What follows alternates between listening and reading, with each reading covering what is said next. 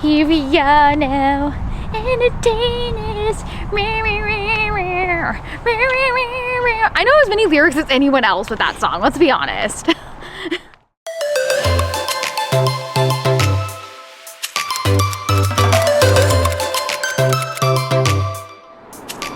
Welcome to Aberdeen, Washington, hometown of myself, Katie, and somebody else that you guys have probably heard of far more than you've heard of me.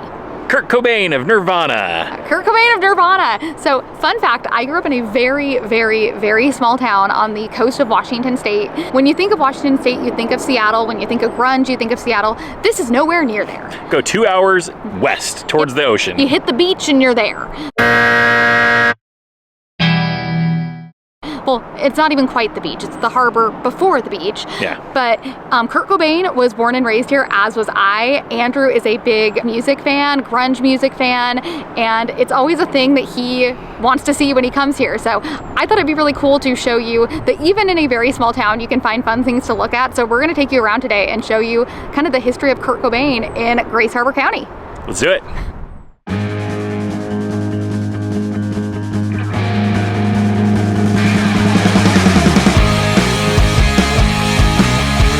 If you're gonna do a tour of Kurt Cobain's life, you have to start at the beginning. So we are here at Grace Harbor Community Hospital, where Kurt was born. It is the local hospital servicing all of Grace Harbor County. It's located in Aberdeen, Washington, up on the hill. It actually has a really pretty view.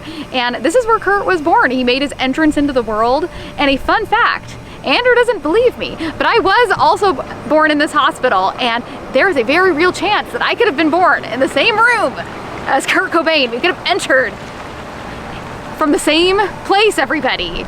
And granted, the hospital was remodeled by the time I was born. It was expanded, but the wing that Kurt was born in was still there. So who knows? There's a very real possibility. I'll give it to you. There's more of a possibility of me being born in the same room than you. Yes, that's true. There's only so many rooms. It's a very small hospital.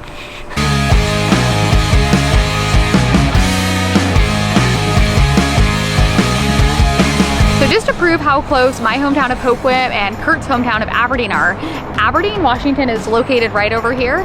Hoquiam is located right here. So they are literally separated by a street called Myrtle Street, and the center line is the defining factor between the two towns, and Kurt has lived in both towns, so he's actually lived in both, which is more than I can say.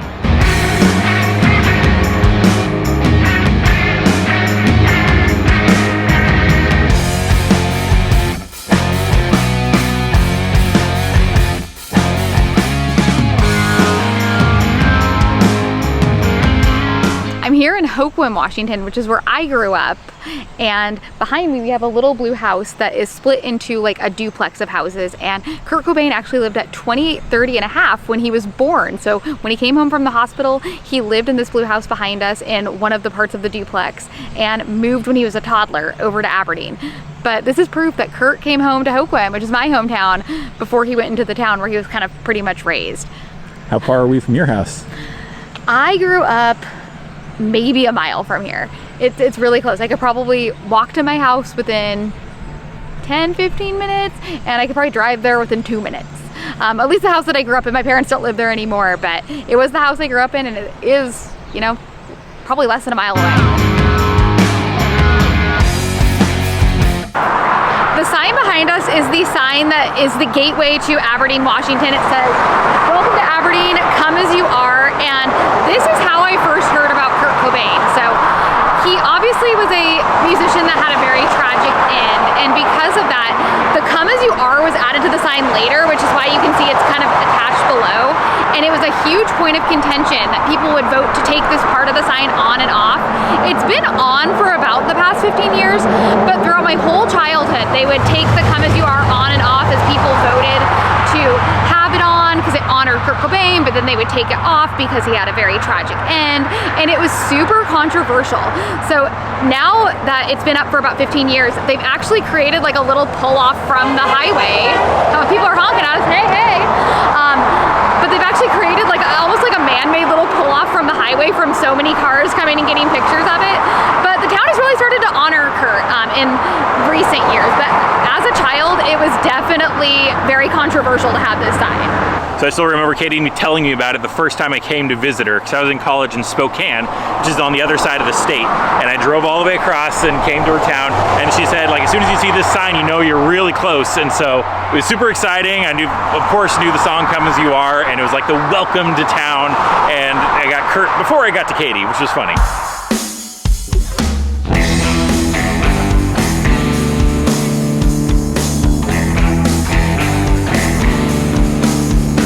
When I first visited Katie at her hometown, we stopped in Aberdeen here, and we went to the McDonald's in Aberdeen. And the funny thing about it is the first thing that you see when you walk in is not Ronald McDonald, but a picture of Nirvana. So Kurt welcomes you into McDonald's, not Ronald McDonald, and I think that's super cool as like an homage from the town of Aberdeen to Nirvana, their hometown band of sorts.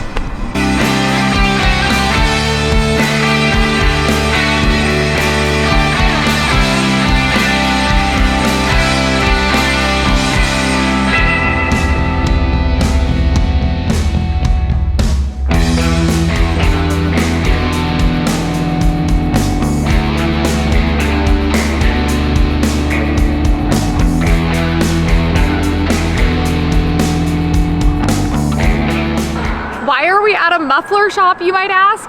So it's actually a really funny story. A local artist commissioned a statue of Kurt Cobain in my childhood, and it was to be displayed in the town or in our local museum.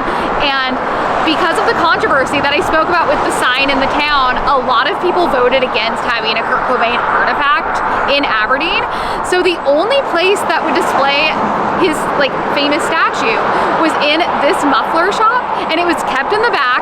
You had to come into the muffler shop, like where you drive in your cars with the little lifts, and it was kept in the back. But this is the only place in Aberdeen that was allowed to have this like commissioned statue of Kurt Cobain, and not a lot of people know that. But if you were from Hoquiam or Aberdeen, it's definitely a lore and a fact that they kept that statue in the back of this muffler shop for over a decade.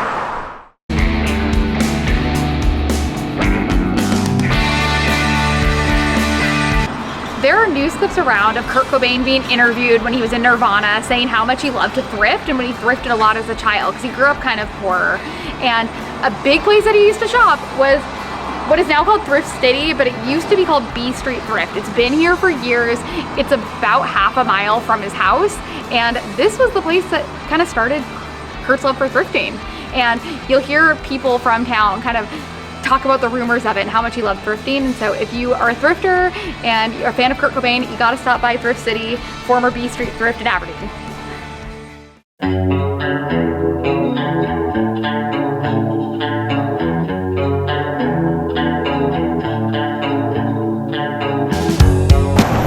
The Beehive has been here, I've never been, but it's been here ever since I was a kid. Apparently it's been here since the 30s. So I bet Kurt has been to the Beehive. Guaranteed. He's been here.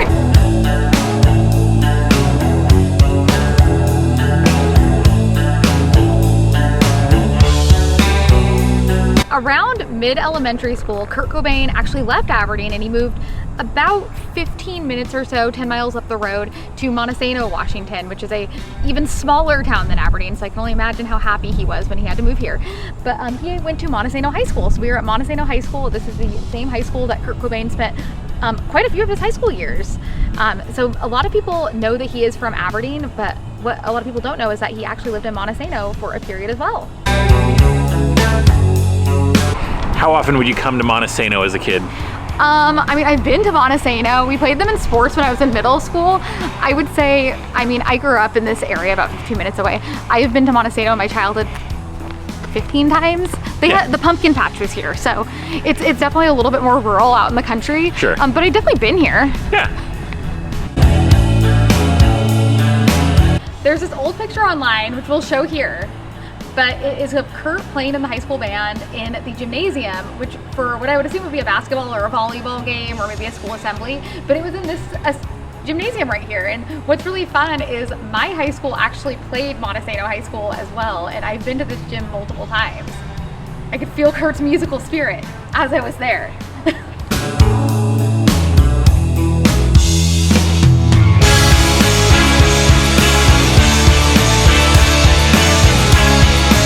After Kurt's parents parents divorced, he moved up to Montesano and he lived in this green and brown house right here, about 3-minute drive from his high school. It is a really small town, so it wasn't too far.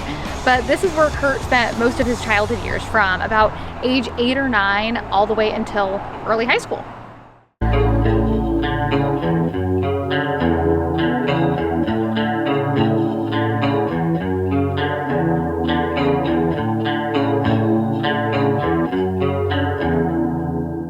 We are here in Aberdeen at J.M. Weatherwax High School, and this is the famous high school where Kurt Cobain came after he moved back down to Aberdeen from Montesano, and he dropped out. And that's when he was famously said to have lived under the bridge. It was after he dropped out of high school and pre-starting Nirvana. And you can see behind me we have an older brick building that is an original part of the high school, and then there's a newer building kind of over here. The newer building was built when I was a teenager because an arson actually burned down the main building of the high school. So unfortunately this wouldn't have been the building that Kurt was in, because it is a newer building from my childhood. But he could have very possibly gone to classes in this building. I mean, as much as Kurt was going to class, because it seems like he dropped out, but you know, this was his high school where he dropped out, and the rest is history.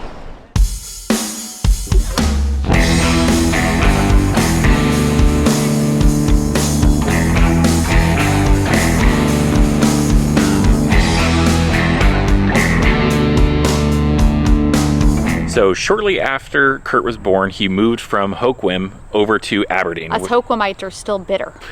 And so just a few miles from kind of not even a few miles, maybe a mile from downtown Aberdeen, he lived at this house with his parents at age 2 or so, and he lived here until age 7 or 8 when he moved with his dad out to Montesano. This had his early childhood and then his teen years when he kind of moved back to Aberdeen late in high school, and then he started to live on his own after he dropped out of high school.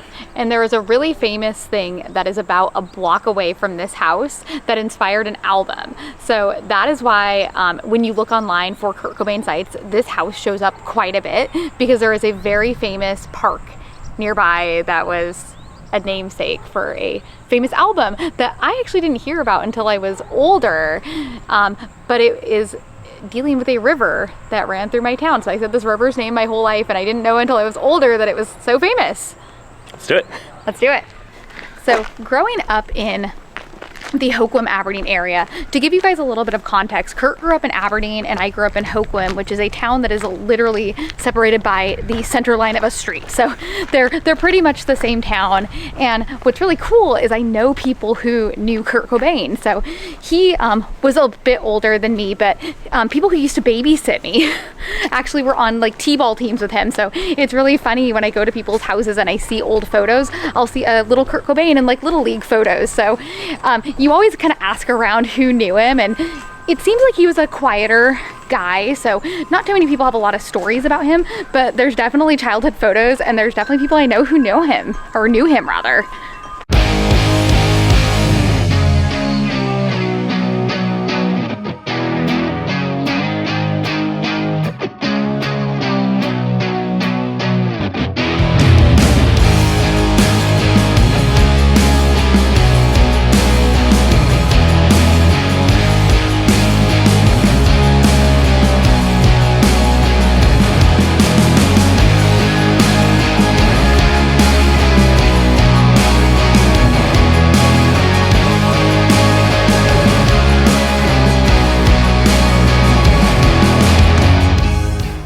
Kurt Cobain started that trail. That's why they call it the Cobain Trail. Cool, so the history of this area, he lived a couple blocks this way.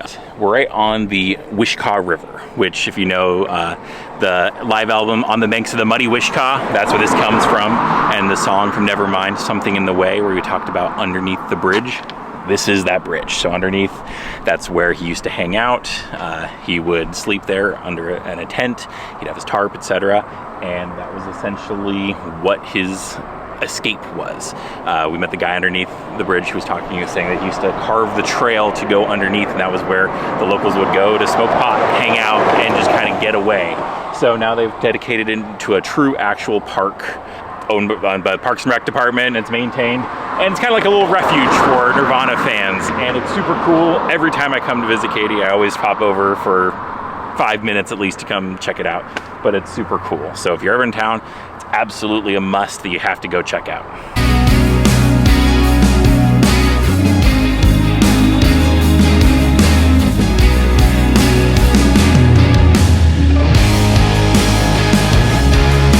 A few years ago, right next to the DNR Theater on the other side, they had a coffee shop called the Nirvana Coffee Co., which was a coffee shop completely dedicated to Nirvana. And unfortunately it has closed. I think it was subject to COVID, but we did have a coffee shop here that was named after Nirvana, and it was just kind of a fun place to go. They had a lot of art of Kurt Cobain inside.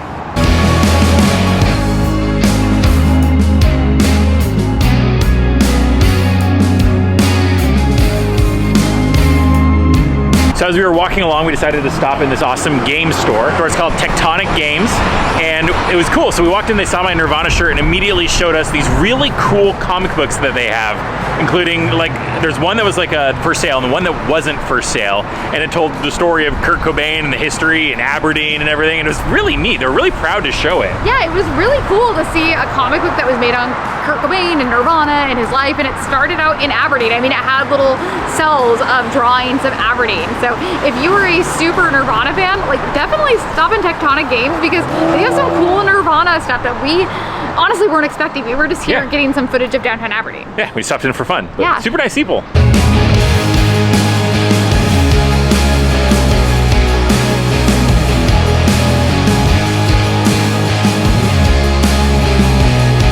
So we're in downtown Aberdeen, right next to the DNR Theater, which is a big theater that is now closed, but it used to hold rock concerts and traveling artists that would come through.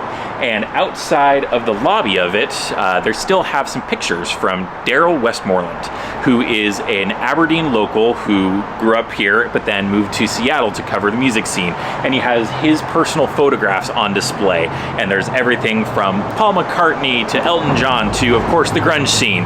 You have Alice in Chains, you've got Nirvana, and he has a bunch of it on display here, so you can always contact him for the photos. But funny thing, actually, shout out to my in-laws, to Paul and Cynthia, because they actually got me his book with all of his photographs in it, so I'm really excited to peer through that once I get home.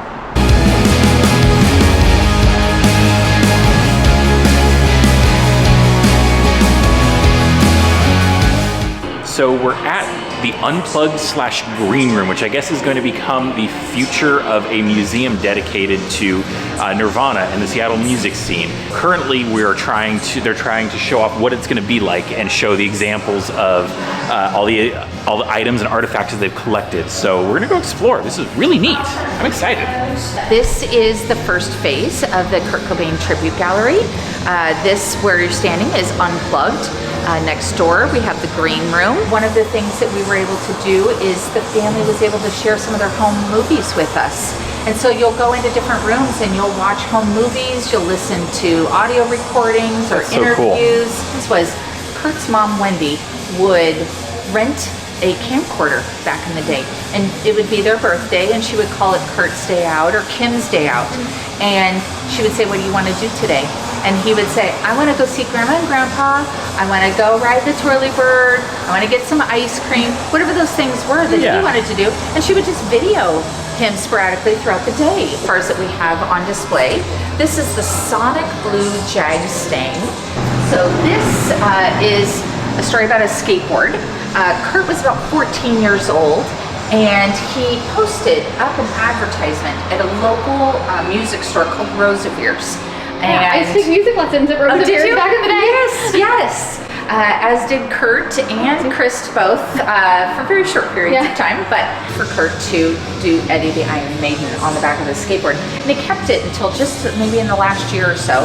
He put it up for auction, and the person who purchased it was Tony Hawk. I was saying Tony Hawk's there. Yeah, that's amazing. Tony Hawk bought it.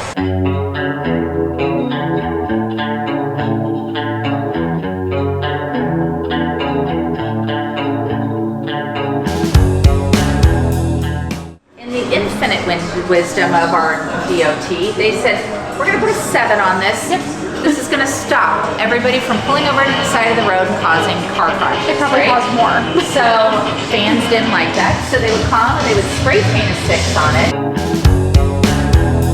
So So this is clearly the iconic Kurt Cobain sign where he was on the shoulders and covered part of the numbers. And I remember this sign as a child because where you go to my town, if you're driving in from Seattle, it'll have the towns and they're all 10 miles apart.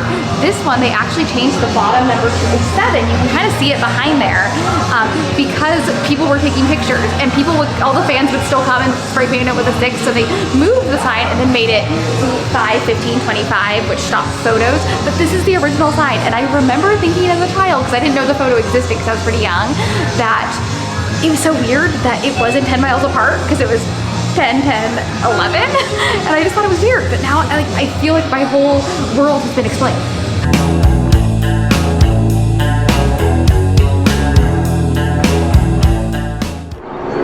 The Unplugged Museum was killer. That was incredible. It was really cool. So growing up here, as they were saying in the museum, there wasn't a lot of presence of really knowing Kurt Cobain was from here. I mean, when the internet first started, you can find out his childhood home in the Bridge, and that was pretty much it. And now this couple who was from, you know, the greater Seattle area, they've created this nonprofit where they're partnering with people from Fender Guitars to create this really cool tribute museum, walking tours, tours of his childhood home that are going to be very intimate. And it was really cool. I feel like they actually really celebrated Kurt as he grew up in a small town and had a lot of desire to get out and make something different of himself, and I think that's really cool.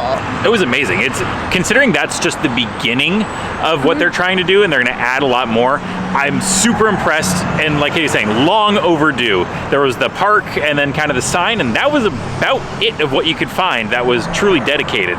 So I think this is going to be a really cool offering for everyone that's a fan that comes to make their pilgrimage to Aberdeen and to really experience the history of Kurt and Nirvana. And as Kurt said, when you grew up in a town like Aberdeen, you were really expected to go into the logging industry or work at the mill, which was like a paper mill because trees make paper. But he didn't want that. He wanted something different. He was an incredible artist. He was obviously a very talented musician.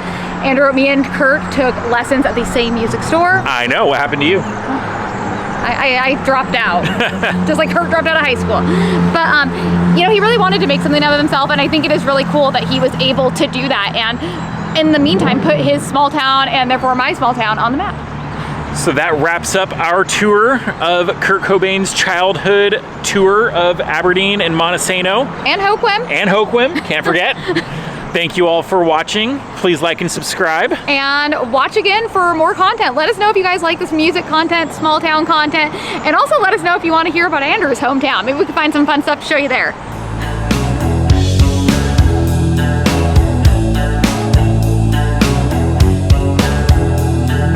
Hello and welcome from Aberdeen, Washington. I hate how I'll do it. Go for it.